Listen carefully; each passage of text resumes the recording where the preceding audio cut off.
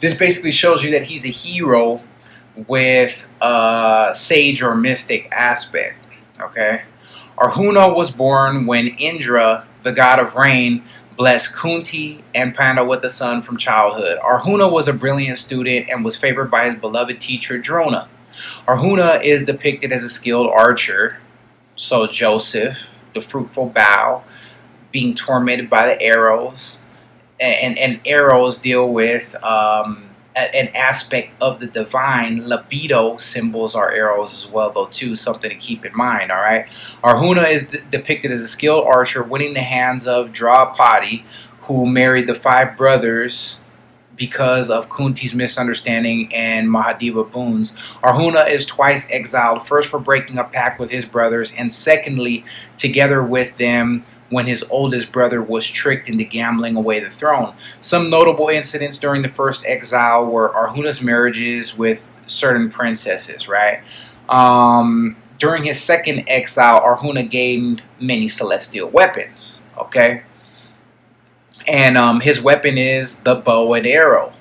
The bow is said to directly represent Vishnu, and as a symbol intimates the lunar crescent. Something very important to keep in mind, the unconscious. Okay, so we're going to continue forward. So etymology and epithets, names of Arjuna. The word Arjuna means white, clear, or silver. So Proto-Indo-European, thus Proto-Indo-European ARG. Okay, which we on the outset of this video covered. So one of the names that we're going to read off is Svetavahana, one with milky white horses mounted to his pure white chariot. And that is a symbol of, off the top, of Cancer, which is ruled by the moon, which is fire in water. And that is the chariot, which is a 2, 5, 6, 7. It's a 2, 7, ATU 7, or card number 7 of the tarot. And I'm going to throw the picture up there, that way you can see that this card has some ideas of this aspect, but what it's speaking of is the libido, okay? And the way that when everything is in right order, when your physical aspects are in order, when your desires are in order, that chariot can move forward and you can plow towards your goal uninhibited. Okay, some of the names: one who is sinless, one who always fights war in a fair, stylish, and terrific manner, and never does anything horrible in the war. One who wears a celestial diadem presented by the king of the gods, Indra. Look at the chariot and the celestial diadem on top of the chariot palanquin there. Okay, triumphant conqueror of enemies, born under the star Uttara Palguni, then nebula in Leo. Okay, so continuing forward with the papers. Let's see which other ones. One with large and strong arms. The chariot again, right? Holder of the bow named Gandiva, given to him by Agni, god of fire, and Varuna, god of water. So fire and water again. Oceans and rain. He's Varuna's god of oceans and rain too. Okay? And Varuna, let me see. Varuna is a god that binds, right? Indra is a god that frees. Okay, so you have two opposing aspects that have a lot to do with this story as well, though, too. Okay, Krishna is a name of Arjuna, which means he who is of dark complexion and conducts great purity. Fire does this also. The fire of libido, which is a grand point of this reading in the train of Proto-Indo-European ARG to shine. Silver is Ater, which is another Proto-Indo-European root, which means fire. ATRO upside down EKW it means black looking, where we get atrocious, frightful. All right. So other epics. Let's read through this real quick. Arjuna was one of the 5 Pandava brothers of royal lineage, whose collective name derives from their father and heir to the lunar dynasty, Pandu. Lunar dynasty, okay? However, Pandu was under a curse whereby he would die if he had sexual relationships with a woman, and thus his sons were born using a mantra given to Kunti by sage Durvasa during her maiden days. His wife Madri and Kunti invoked different gods and were blessed with children. According to the legend, Arjuna was a demigod who was born as a blessing after his mother Kunti invoked the god Indra on her husband's request. Whilst the other epics, such as Devi Bhagavadgita, also records Arjuna as a reincarnation of a rishi called Nara. Okay, we went over that earlier. Despite being the younger brother of Dhritarashtra, it was Pandu who succeeded their father as king of Bharata. This was because Dhritarashtra was blind, and this was a disability that caused him to forfeit his right to the royal succession. Dhritarashtra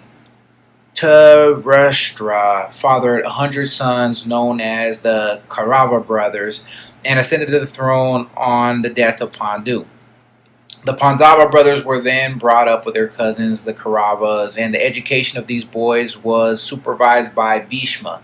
Among their teachers was the Brahmin warrior called Drona, who considered Arjuna to be his favorite. According to Swami Parmeshwarandan, Arjuna was Drona's most accomplished pupil. He notes as an incident where Drona deemed that out of all of his students, none but Arjuna had the steadfast focus to shoot the eye of a toy bird on a tree using a bow and arrow, and that Drona was proven right. And that points to the word aptitude, and that came into my mind when I thought about the fact that Arjuna had been training these how to use a bow when he was younger, and that he was the pride and joy of his teacher. And the word aptitude popped up into my mind, and when I looked up the Proto-Indo-European root on it, it is Proto-Indo-European WED1, which is water or wet. Okay, links to the idea of aptitude. So after the princes completed their training, Arjuna defeated Drupada and Panchala, who was impressed by the prince's skills, as the Garudakshina for his beloved teacher Drona. Later, Duryodhana and his maternal uncle Shakuni planned to burn Pandavas alive along with their mother Kunti. They built a palace out of lac in a village named Varanavata. The Pandavas, though, managed to escape the house of lac with the help of Vidura through a secret tunnel. So, marriages and children.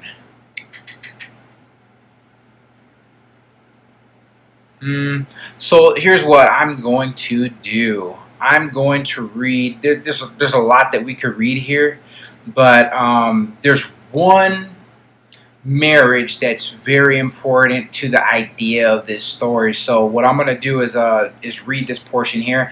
Arjuna is a central character in the Hindu epics and appears in hundreds of situations. And this is why I see hundreds of situations. There's a whole lot.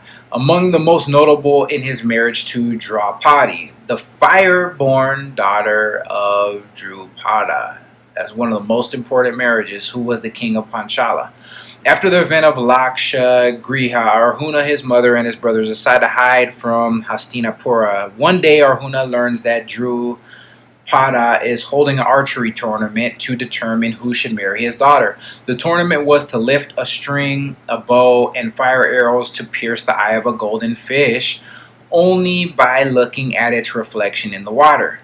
At the Swayamvara, Almost all the assorted monarchs were unable to complete the challenge. In the end, Arjuna, dressed as a Brahmin, wins the tournament. Annoyed by their feat, the kings attacked Arjuna, but he defeats them and runs home to tell his mother of his success, shouting, "Look at what we have found." Commentators vary as to whether Kunti thought he was referring to the alms found in the forest or some great prize unknown to her. Now, keep in mind that the forest represents the unconscious, okay? Now, the fish and the fish's eyes represent the way that the self is watching you through the unconscious, okay? Especially when that motif comes up in dreams, okay? So we're seeing him shooting the eye out of a fish, okay? Dead center, bullseye, out of a fish, representing in a large way because of Pisces, the unconscious, and receiving some type of boon for that. And the boon was the hand of a maiden. Okay, so she tells him that that the find must be shared with his brothers. Okay, his mother, as they have always shared things in the past, right?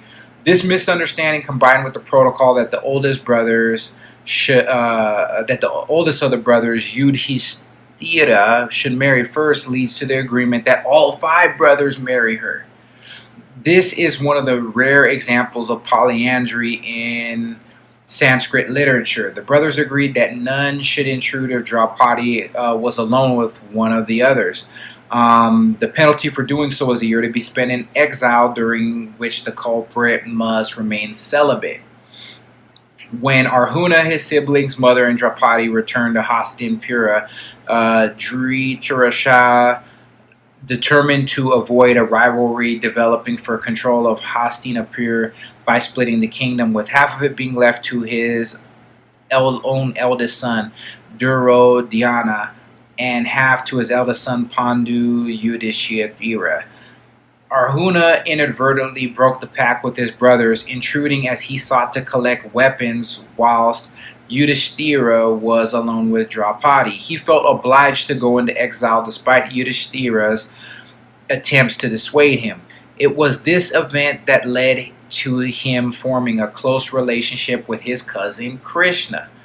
So going into exile, going alone, going away from the bunch. You see what I'm saying? Is a big thing when it comes to linking to oneself. You know, you have to go into a state of aloneness, a state on your own, because nobody can do the work for you but you. Okay? And the fact that he had 5 brothers and that they all shared one woman, okay? That also relates to the 5 members of the human body. If we look at or the 5 shape, the way that the body is 5 shaped: the head, the arms, the legs. Okay, and then you have the woman, which is the unconscious, being split amongst them. Okay, but he goes into exile to be reconciled to the self. Okay, so with his cousin Krishna. Okay, so and this happened because he ignored the celibacy condition of the pact, and when he did that, he also ignored it again because he married 3 people on his travels. The first of whom was a Naga princess named Lupi, with whom he had a son called Iravan. His second marriage was with the princess of Manipura, Chitraganga, who bore a son named Baruvahana. The third was with Subhadra, the sister of Krishna. This last event, which took place in Dvaraka, is not the first meeting between Krishna and the Pandavas in the story, but it does mark the start of a bond sealed with the birth of the couple's child, Abhimanyu, whom Krishna adores. So the burning of the Khandava forest. Now, this is what I see in this burning of this forest is the unconscious being set aflame with the fire of the libido. this is pretty interesting, this portion here. So it was while at Indraprastha, the capital city of the Pandavas, for the birth of Abhimanyu, that Arjuna and Krishna became involved in what Alf Hittelbeetle describes as one of the strangest scenes of the epic. Now remember, arg, the word arg, the next root word in the succession deals with arson. Okay, here we go. One of the strangest scenes of the epic, this being the burning of the Khandava forest. This story within a story has been interpreted in various ways. The essence of this part of the myth is that Arjuna and Krishna are in the forest when they are approached by a hungry person. They agree to help satisfy his hunger. At this point, he reveals himself to be Agni, the god of fire. Agni's hunger can only be sated by consuming the entire forest and everything in it, but his previous attempts to do so were thwarted by Indra, who was a protector of the forest and sent down rains to quench the fire. The cousins agreed to fend off Indra and anyone else who might interfere to this end. Arjuna armed himself with the Gandiva bow and Krishna with his Sudarshana chakra, weapons suitable for fight with the gods, right? Then they began to destroy the forest, battling against Indra and the other gods as well as demons, animals, and snakes. Once the forest has gone, after 6 days of fire and slaughter, Arjuna and Krishna received thanks from Indra, who had retreated with the other gods partway through the proceedings of being commanded by a mysterious voice to step back and watch. The forest, I wrote a footnote, the forest represents the unconscious. The divine allowance of this burning by Agni, god of fire, facilitated against the other gods by Arjuna and Krishna, almost portrays how the fire of libido in the unconscious can be seen as chaotic but necessary to unfold in destiny. So now we're going to talk about the game of dice and how they lost the kingdom. As the heir to the lordship of Kurukshetra, Yudhishthira had attracted the unwelcome attention of his Kaurava cousin Duryodhana, who sought the throne. The royal consecration involved an elaborate Vedic ceremony called Rajasuya, which extended over several years and included the playing of a ritualized game of dice. This particular game, described as Indian literature's most notorious dice game by Williams, was rigged by Duryodhana, causing Yudhishthira to gamble and lose everything, including his kingdom and his shared wife Draupadi. He and his brothers only obtained their freedom because Draupadi offered herself to the Kauravas in exchange. She was then humiliated by them so much that revenge for her treatment became a further motivation for the Pandavas in the rivalry with their cousins. During her humiliation, Karna called her a whore for marrying 5 men. This led Arjuna to take a vow of killing Karna.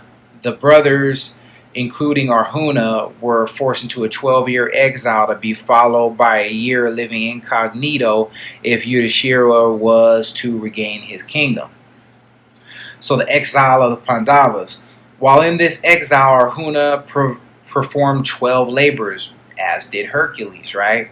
He received instructions in the use of weapons from Parashurama, who is to instruct the final avatar. Parashurama is to instruct the final avatar to undertake penance to receive celestial weaponry in the end times named Kalki, the 10th and final incarnation of Vishnu. The 6th avatar of Vishnu is Parashurama, and visited. So Arjuna basically visited the Himalayas to get the celestial weapons that he would be able to use against the Kauravas. Thereafter, he honored his battle skills with a visit to Swaraga, the heaven of Indra, where he emerged victorious in a battle with the Daitas, and also fought for Indra, his spiritual father, with the Gandiva. After the battle of Khandava, Indra promised Arjuna to give him all of his weapons as a boon for matching him in a battle, with the requirement that Shiva is pleased with him.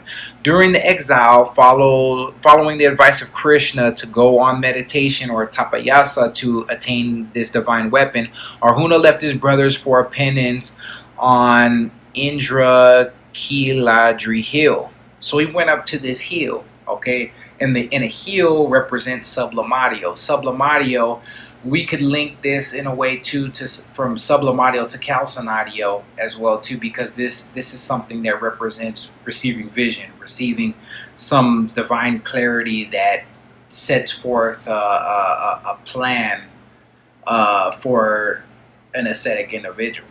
Okay, and a hill is something of sublimatio. Okay. When Arjuna was in deep meditation, a wild boar ran towards him. He realized it and took out an arrow and shot it at the boar, but another arrow had already pierced the boar. Arjuna was furious, and he saw a hunter there. He confronted the hunter, and they engaged in a fight. After hours of fighting, Arjuna was not able to defeat him and realized that this hunter was Shiva. Shiva was pleased and took his real form. He gave him Pashupatastra and told him that the boar was Indra, as he wanted to test Arjuna. After gaining the weapon, Indra took him to heaven and gave him many weapons. This situation in this myth rivals the myth of Jacob's wrestling with God at Jabbok and being blessed thereafter. Okay? During his exile, Arjuna was invited to the place of Indra, his father, an Apsara named Urvashi. So let me see. And Urvashi, I made a little footnote here. She who is born from the thigh of the divine sage Narayan, also a personification of dawn, just as was Venus/Lucifer. Right? It is very comparable to note that Jacob was wounded in the hip after his encounter with God and the wrestling. As a hero, Venus is the perfect anima figure, possibly also why he calls her mother, which we'll read about earlier, a little bit later here. Indra shortens the lifetime curse that she puts on him to a year. So let's continue and get into that. So an Apsara named Urvashi was impressed and attracted to Arjuna's look and talent, so she expresses her love in front of him. But Arjuna did not have any intentions of making love to Urvashi. Instead, he called her mother, because once Urvashi was the wife of King Pururavas, the ancestor of Kuru dynasty.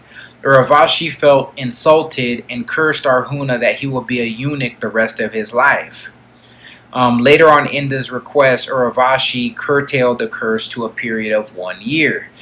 This state caused him to exhibit dual sex in unison, symbolizing anima integration. Okay, check this out. So at the Matsya kingdom, all right, Arjuna spent the last year of exile as a eunuch named Brihanala. Now, check this out. Venus's consorts, I mean not consorts, but worshippers, followers, usually became eunuchs. And this is what a eunuch is, you know what I mean? But the thing is this is an outward display of what a eunuch is. And to be a eunuch inwardly, in reverence to a deity, I think or in reverence to divinity, I think is a pretty amazing thing. If somebody can bring themselves to actually do that, you know what I mean? That's in a way, if somebody's really practicing a no-fap life or whatever, that's basically what that is, you know. You're retaining your seed, you're retaining your normal masculinity to a woman. You're retaining that so that you can transmute those energies for divine use. So, continuing forward, Arjuna spent the last year of his exile as a eunuch named Brihanala, at King Virata's Matsya kingdom. He taught song and dance to the princess Uttara. After Kichaka humiliated and tried to molest Draupadi, Arjuna consoled her and Bhima killed Kichaka. When Duryodhana and his army attacked Matsya, Uttara's brother, with Brunala as his charioteer, went to the army. Later that day, the year of Agyatavasa was over. Arjuna took Uttara away from the army to the forest where he had kept his divine bow. The bow Gandiva, and revealed his identity to Uttara. Later, when he revealed his identity to everyone in the Matsya, Uttara was married to Arjuna's son, Abhimanyu. And the next thing here is the Kurukshetra War. So let's see what we have here next. The Bhagavad Gita is a book within the Mahabharata that depicts a dialogue between Arjuna and Krishna immediately prior to the commencement of the Kurukshetra War between the Pandavas and Kauravas.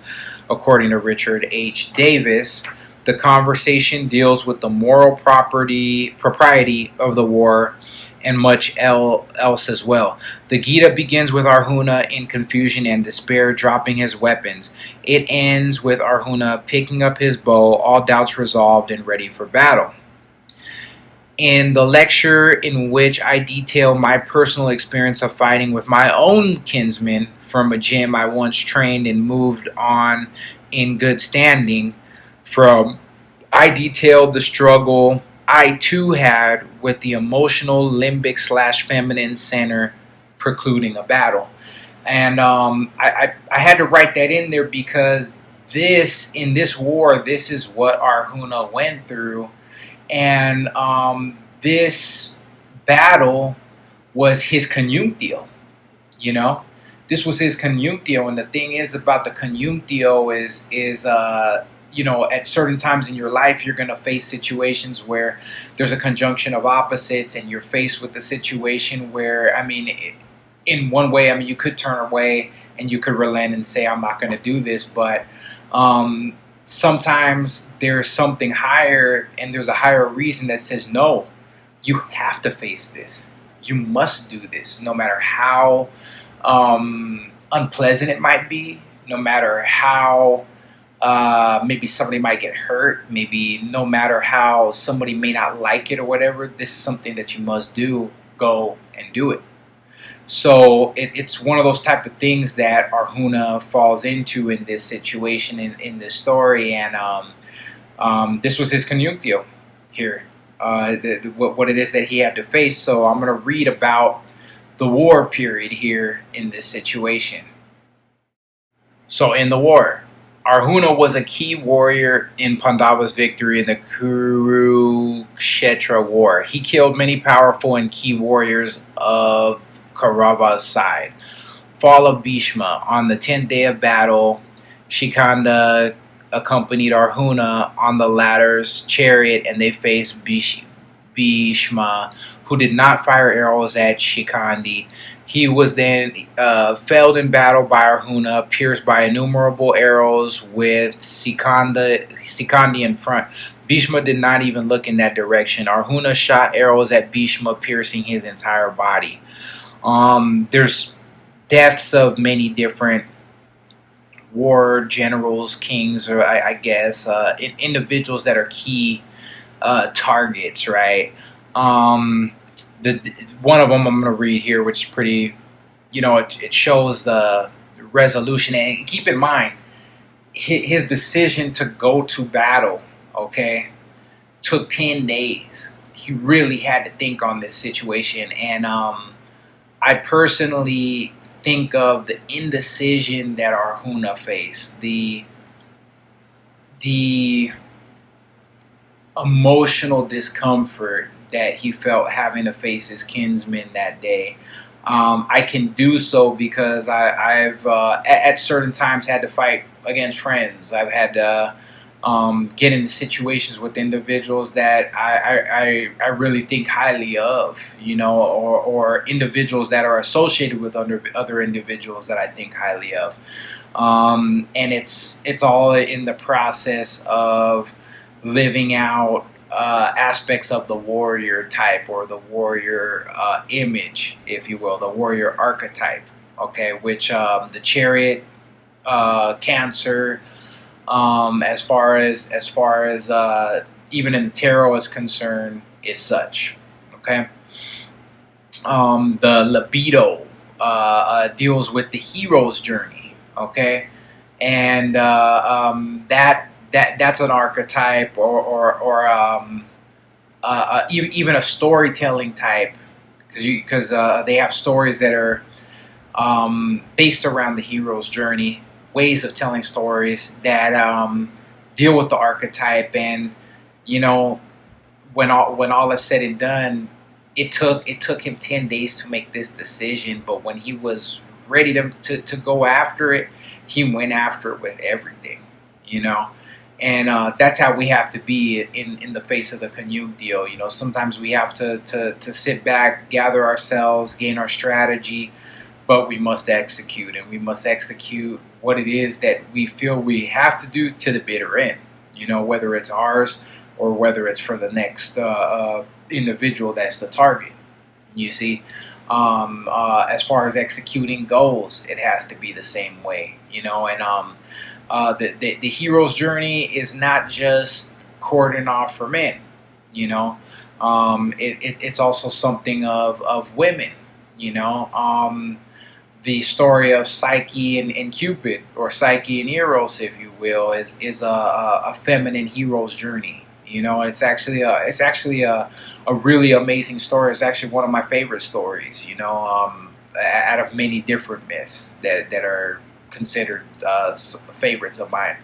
But it has the same idea of a hero's journey.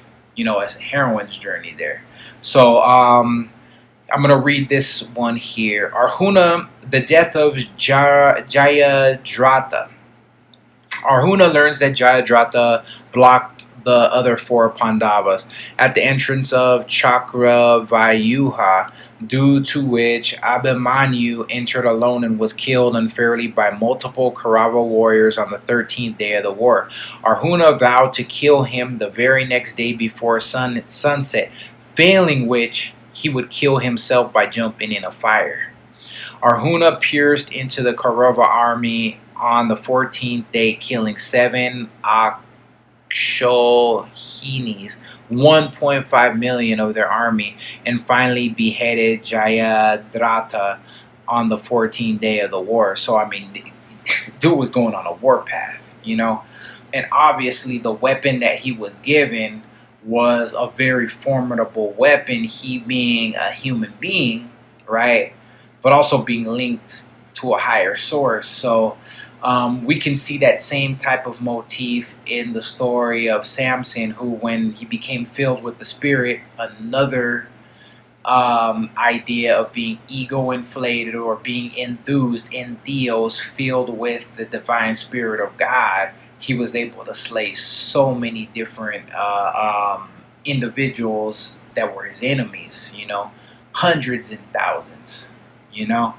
And some might say, "Oh, well, this is just so violent." Okay, well, we're not just simply talking about slaying physical human beings. Okay, we're talking about slaying the psychological entities that stand in the way of you making it to your goal.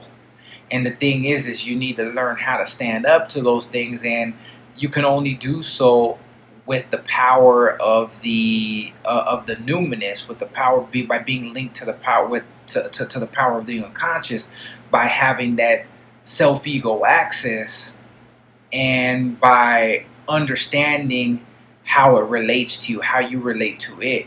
You know what I mean? You have to be anchored in something that's much bigger than you in order to do things that are much more than normal human feats. You see what I'm saying? So continuing forward. So we're just going to read the portion that speaks about later life and death. After the Kurukshetra war, Yudhishthira appointed Arjuna as the prime minister of Hastinapur. Yudhishthira performed Ashvamedha. Arjuna followed the horse to the land of Manipura, and the horse is a symbol of libido and is also a symbol of the mother as well. That is an idea that's well explained in, I think the book is called Psychology of the Unconscious by Carl Gustav Jung. And he talks about the horse being a symbolic of the woman, or the anima, if you will, in man, and then also it's symbolic of libido as well too. Okay, once again, so Arjuna followed the horse to the land of Manipura and encountered Babruvahana, one of his sons. None of them knew one another. Babruvahana asked Arjuna to fight and killed his father during the battle.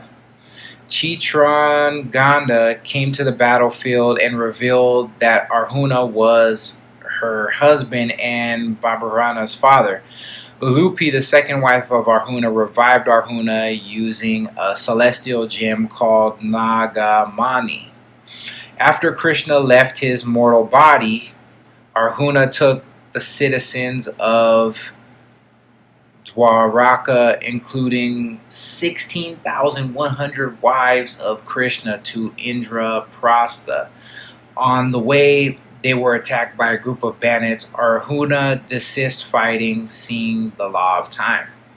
Upon the outset of the Kali Yuga, and acting on the advice of Vyasa, Arjuna and the other Pandavas retired, leaving the throne to Parikshit, Arjuna's grandson and Abhimanyu's son. Giving up all their belongings and ties, the Pandavas, accompanied by a dog, which is a lunar creature, okay, made their final journey of pilgrimage to the Himalayas.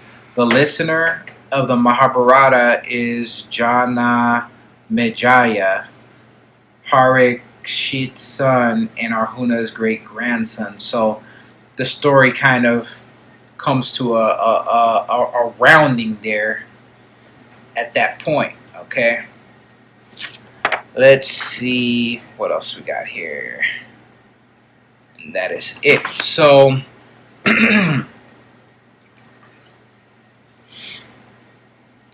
when we look at this story and look at all the great deeds of Arjuna and look at the numinous force that was in his life, and if we look at the indecision that he faced and how he was able to overcome it, and even the story of being killed and resurrected, right? And then furthermore making the transition from a warrior to, we could say, an ascetic. Then at that point, he recognized that the time was the time of conquest and battle and things of that nature were over with, and that he could just acquiesce into a normal, regular life, and left the throne to his son, for instance, right? We can see even the ideas of the of solar deities, like Ra, for instance. You know what I mean? We can see ideas of dying and resurrecting gods, like for instance, solar deities at that point, like the Christ there as well, though too. That those ideas are present, and that we are truly dealing with a deity or a quasi-deity, an individual that represents a hero, or the libidinous aspects of fire, the sun, and it's really an amazing thing to see to get a hold of, to get an understanding of, for a man, for a young man, to get an idea of what that is, because we are at a great lack of understanding and of even having rites and rituals that guide us in society on what a man or what a young man is supposed to be, of what valiant behavior, of what ignoble behavior is. We lack in our society, and I'm talking about Western American society, we lack rites of passage, we lack traditions for men to show them what being a man is about, and we are sometimes even repudiated by society for even wanting to seek out those type of ends to understanding ourselves, you know. And with this reading, I would like to just throw out a myth that could somehow restore that idea to some in society. Of course, it's an Eastern idea. It doesn't really have much to do with the West. There are many Western stories or stories that relate slightly through juxtaposition of symbology to Western ideas of masculinity, right? But we need to find a way to relink to these ideas as men, so that we can gain an understanding of who we are and who it is that we need to be or become within our societies. It's very sad that we're in a day and age where, like even me right now, talking about this type of stuff, where we can be villainized for these type of ideas, right? However, these ideas at best, and this is where anyone in their right mind would not be able to claim that, for instance, what I'm talking about is sexist and yada yada, because at the end of the day, getting into the proper aspect of integration of the libido and using the energy of the libido to transform your life also means that you have to integrate the anima. And integrate is not really the most proper word. You have to have levels of integration of the anima, meaning levels of progression into higher levels of the anima in order to take on the libido and to utilize the energy of the libido in ways that are not destructive to you and your physical nature. You know, it's about taking on that energy without, you know, burning up all of your work. I mean, it's the same thing in alchemical work. The flame is always to be kept burning in the alchemical work, but in a mild state, not too hot and not too low, so that the work continues on in this process, so the transformations can be brought to their full fruition. So with this, I'm basically going to leave this portion of this transmission alone. I just wanted to put this out here because it's very important for once again, like I said, men to have an idea of the right idea of what libido is, and not just think it's a sexual imagery, it's a sexual symbology. You know, it is, yes, but on the other aspect, there is a desire for divinity, and the desire for divinity, that's really what makes a man. You know, we're in an age where people want to talk about being an alpha male. Oh, it's all about being an alpha male. Jesus Christ was an alpha male. That's something that I'll say. I'm not even a Christian, you know. We can identify certain heroes that had more of an outwardly male and outwardly violent type of aspect, such as Samson. Samson is kind of an archetype of Christ in a way, and that's not so easy to see on the surface based on the fact that he killed so many people. But the symbol of the lion, Jesus Christ, was the lion of the tribe of Judah, you know? And that's a solar idea. The solar idea links with heroes, you see, which is getting into something personal for me. This is why I want to put together and it will be accomplished as far as putting together this Brazilian Jiu-Jitsu competition series that I'm about to do. That's going to give back to these kids coming out of these detention facilities.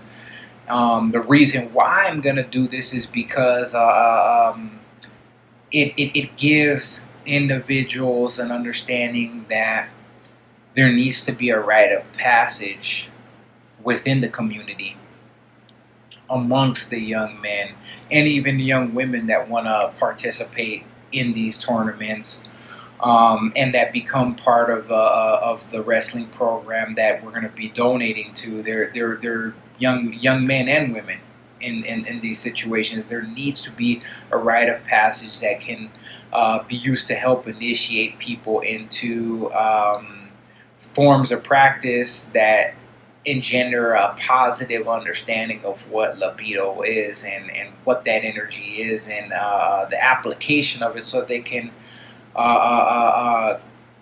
do better things in their life. You know, we've really lost that as a whole of rites of initiation, rites of passage. I mean, we have the military. There's rites of passage there. There's brotherhood there. We have the police. We have, free Masonic lodges. But when you get down to the bottom of it, not many people make it into those groups. You know, what do we have for the average person in society nowadays? You know, there's gangs, but you know. Then you're riding on that fine line between hell and jail, you know. So people such as myself that have been through all of those followings except for police need to take on the responsibility to give some rite of passage back to the youth, so that men can become real men, women can become strong women if they choose the heroine's journey, and become like just like Palliastra was in the myths. You know, if I could find a picture of her, I'll throw her up there. You know, she was a wrestler.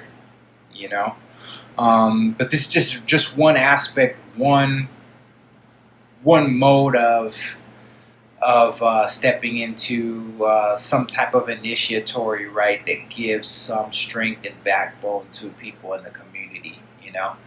And I can only give it in the way that I know I had been given it, you know.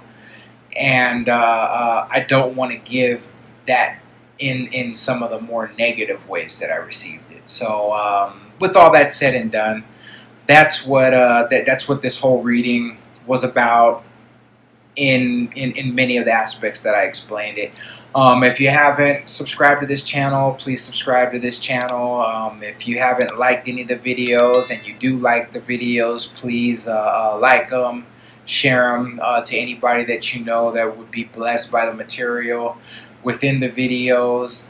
Please, if you can, leave some feedback. Let me know also too if there's something that you would like me to address, or a video that you want something made on, or some information you want me to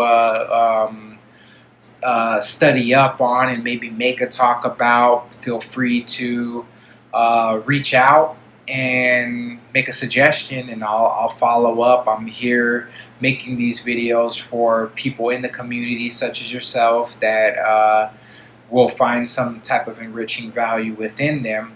With that, thanks again. Have a great day, night, afternoon, wherever you are within the world. And until next time, It's Isaiah Grant with Thinking in Circles.